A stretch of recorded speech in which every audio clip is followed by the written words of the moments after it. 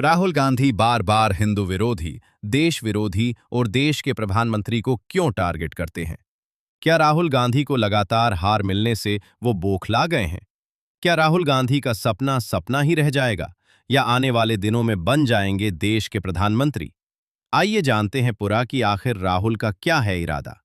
भारत की राजनीति में राहुल गांधी के बयानों, उनके भाषणों और उनके राजनीतिक दृष्टिकोण को लेकर अलग-अलग नजरिए हैं। उनके बयानों को विभिन्न पक्षों द्वारा अलग-अलग तरीके से देखा और विश्लेषित किया जाता है। यहाँ दोनों मुख्य दृष्टिकोणों का विश्लेषण बताया गया है, जिससे यह समझने में मदद मिल सकती है कि इन बयानों के पीछे क्या तर्क और राजनीति है। एक, आलोचकों और सत्तारूढ़ दल भाजपा का दृष्टिकोण। भाजपा और उनके समर्थक राहुल गांधी के बयानों को देश और बहुसंख्यक समाज के खिलाफ मानते हैं। उनके अनुसार विदेशी धरती पर देश की छवि। आलोचकों का तर्क है कि जब राहुल गांधी विदेशों जैसे अमेरिका या यूके में जाकर भारत के लोकतंत्र, चुनाव प्रणाली या न्यायपालिका पर सवाल उठाते हैं, तो इससे अंतर्राष्ट्रीय स्तर पर देश की छवि धूमिल होती है। सत्तारूढ़ दल इसे देश विरोधी या भारत को बदनाम करने की कोशिश के रूप में देखता है। हिंदू समाज को लेकर बयान। संसद या अन्य मंचों पर उनके कुछ बयानों, जैसे जो खुद को हिंदू कहते हैं वे हिंसा करते हैं, को भाजपा ने पूरे हिंदू समाज का अपमान बताया।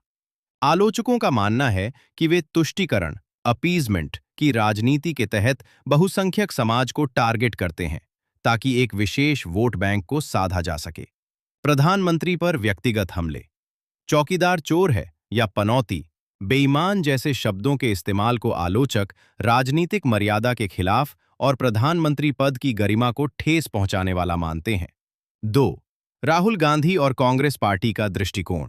दूसरी ओर राहुल गांधी और उनकी पार्टी इन बयानों को एक अलग राजनीतिक रणनीति और विचारधारा के रूप में पेश करते हैं। सरकार और देश में अंतर।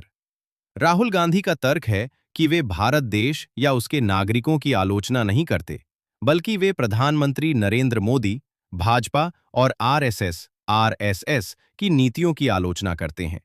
उनका कहना है कि सरकार का विरोध करना देश का विरोध करना नहीं है। विदेशों में भाषणों का तर्क।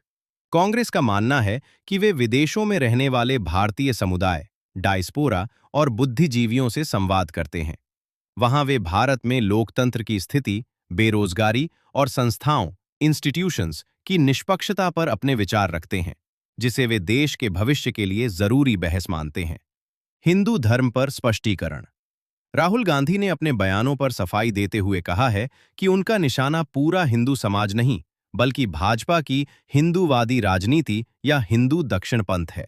वे खुद को शिवभक्त बताते हैं और तर्क देते हैं कि वास्तविक हिंदू धर्म अहिंसा, प्रेम और करुणा सिखाता है, जबकि भाजपा नफरत और डर की राजनीति करती है। आक्रामक विपक्ष की भूमिका। कांग्रेस का मानना है कि एक मजबूत विपक्ष के नेता के रूप में प्रधानमंत्री और सरकार की नीतियों पर तीखे हमले करना और जनता के मुद्दों को उठाना उनका लोकतांत्रिक अधिकार और कर्तव्य है। निष्कर्ष। देखा जाए तो ये पूरी बहस इस बात पर निर्भर करती है कि बयानों को किस चश्मे से देखा जा रहा है।